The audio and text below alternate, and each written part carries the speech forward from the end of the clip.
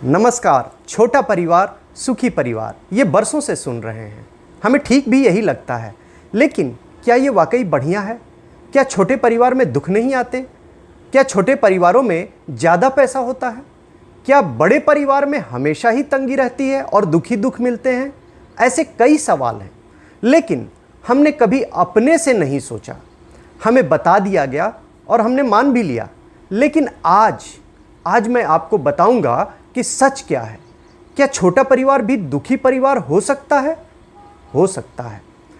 मैं रमेश तिवारी आपका स्वागत करता हूं पैसा ही पैसा चैनल में। यहां आपको पता चलेगा कि पैसे का सच क्या है। आप ये भी जान पाएंगे कि पैसा हमेशा आपके कंट्रोल में कैसे रहे, जिससे कि आपकी ज़िंदगी बेहतर हो। हाल में एक रिपोर्ट आई। इसमें पिछले साल की एक स्टडी थी। इसके मुताबिक भारत में करीब 32 करोड़ घर हैं। इनमें आधे यानी 16 करोड़ छोटे परिवार हैं। इसमें एवरेज 3 लोग होते हैं, पति पत्नी और बच्चा, जबकि जॉइंट फैमिली में एवरेज 7 लोग होते हैं। 2008 में हर तीसरा परिवार छोटा परिवार हुआ करता था। सिर्फ 15 साल बीते और परिवारों का नक्शा ही बदल गया। आंकड़े बताते हैं कि हमारा रहन सहन कितनी तेजी से बदल गया। और ये सिर्फ बड़े शहरों की कहानी नहीं है, छोटे शहर भी इसी राह पर चल रहे हैं। चाचा चाची, चचेरे भाई बहन, दाता दाती का रिश्ता अब बीते कल की बात बनता जा रहा है। आखिर क्यों सबको पसंद है छोटे परिवार? वजह बड़ी सिंपल है, बाजार। ये बाजार है जो टीवी पर इसे बढ़ावा देने वाला ऐड दिखाता है। बाजार दिखाता है कि छोटा परिवार हमेशा हंसता मुस्कुराता नजर आता है। वो पसंद की चीज़ें खरीद सकता है, उसे किसी से भी कुछ पूछने की ज़रूरत नहीं। आलम यह है कि लोग बड़े परिवार में बेटियों की शादी करने से बचते हैं। लोगों के विचार किस तरह बदलते हैं, इस पर बाजार अच्छी तरह रिसर्च करता है। एक रिसर्च रिपोर्ट में कहा गया कि छोटे परिवार शिक्षित होते हैं। इन परिवारों में लगभग 80% लोग पढ़े लिखे होते हैं। उनमें कामकाजी महिलाओं की संख्या भी अधिक है। इन घरों में 40% महिलाएं वर्किंग हैं। और ये भी सामने आया कि परिवार भले ही छोटा होगा, लेकिन वो खर्च ज़्यादा करेगा। इनका मंथली खर्च देखा जाए तो जॉइंट फैमिली से ज़्यादा है। वो महंगी से महंगी चीज़ें भी खरीद सकता है। और भले ही जॉइंट फैमिली और छोटे परिवार एक जैसे हालात में रहते हो, एक जैसा घर, एक जैसी कमाई, लेकिन ज़्यादा दिल खोलकर खर्च कौन करेगा? निश्चित रूप से छोटा परिवार। बाकी दुनिया की बात अलग है, लेकिन भारत में लंबे समय तक लोगों ने जॉइंट फैमिली में रहना पसंद किया। कई पीढ़ियां एक साथ रहती थीं, आज भी रहती हैं। एक छत के नीचे एक रसोई में खाना बनता है, बच्चों की देखभाल बिना किसी चिंता के हो जाती है, लेकिन खर्चे का सोर्स बस एक रह जाता है। इसी कारण झगड़ा बढ़ता है। इसी कारण जॉइंट फैमिली धीरे धीरे टूट रही है। छोटे परिवारों को ही लोग पसंद कर रहे हैं। इस मामले में साउथ इंडिया आगे है।